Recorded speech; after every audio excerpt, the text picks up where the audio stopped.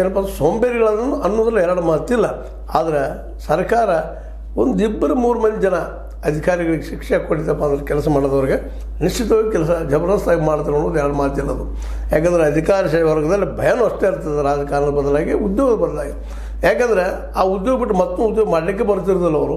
ಇಡೀ ಜೀವನವನ್ನು ಅಧಿಕಾರದ ಕಳೆದಂಥವ್ರಿಗೆ ಅಧಿಕಾರ ಇಲ್ಲ ಅಂದಾಗ ಅದರ ಪರಿಣಾಮ ಏನಾಗ್ತದೆ ಎಲ್ಲರಿಗೂ ಗೊತ್ತಿರುವಂಥ ವಿಷಯದ. ಅದೇನೋ CM ಸಿದ್ದರಾಮಯ್ಯನವರು ಈ ದಿಶೆಯಲ್ಲಿ ತಮ್ಮ ರಾಜ್ಯದ ಆಪತ್ತು ನಿರ್ವಹಣಾ ನಿಗಮದಿಂದಾಗಲಿ ಅಥವಾ ರಾಷ್ಟ್ರೀಯ ವಿಪತ್ತು ನಿರ್ವಹಣಾ ನಿಧಿಯಿಂದಾಗಲಿ ಒಟ್ಟಿನಲ್ಲಿ 1,000 ಕೊಡಬೇಕು ಇಟ್ಟಿದ್ದೀವಿ, ನೀವು ಹಾನಿ ಇದು ಕೊಡಬೇಕು ಒಂದು ಲಿಸ್ಟು ಮಾಡಿ ಬಿಡುಗಡೆ ಮಾಡಿದ್ದಾರೆ. ಅಂದರೆ ಇದರರ್ಥ ಕಾಳಜಿ ವಹಿಸ್ತಾ ಇದ್ದಾರೆ.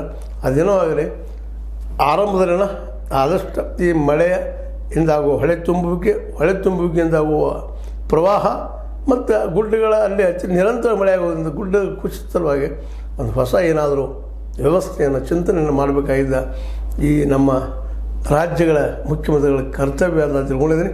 ಮೋಸ್ಟ್ಲಿ ಅವ್ರು ಮಾಡ್ತಾರೆ, ಯಾಕಂತಂದ್ರೆ ಬುದ್ಧಿವಂತರಿದ್ದಾರೆ, ಮಾಡಲಿ ಅನ್ನೋ ಹಂಬಲ. ಆದರೂ ಈಗಾಗಲೇ ಕೆಲವಷ್ಟು ಘೋಷಣೆ ಮಾಡಿದ್ದಾರೆ. ಆದರೆ ಇನ್ನೂ ಮುಂದಿನ ದಿನದಲ್ಲಿ ಹೊಳೆ ಬರೋದು ಅಥವಾ ಮಳೆ ಆಗೋದು ಭಾಳಷ್ಟು ಅದ ಅಂತ ಅನ್ನಿಸ್ತಾ ಇದೆ. ನೋಡೋಣ ಏನಾಗ್ತದೆ, ಸರ್ಕಾರ ಯಾವ ರೀತಿ ನನ್ನ ಕೆಲಸವನ್ನು ಮಾಡ್ತದೆ ಅನ್ನೋದು ಮುಂದಿನ ದಿನದಲ್ಲಿ ಗೊತ್ತಾಗ್ತದೆ ಅಂತ ಹೇಳ್ತಾ ನನಗೆ ಅನಿಸಿದ ಕೆಲವು ಮಾತಾಡಿದ್ದೀನಿ. ನಿಮಗೆ ಲೈಕ್ ಆಗ್ಬೋದು, ಲೈಕ್ ಮಾಡಿ, ಶೇರ್ ಮಾಡಿ, ಕಾಮೆಂಟ್ ಮಾಡಿರಿ.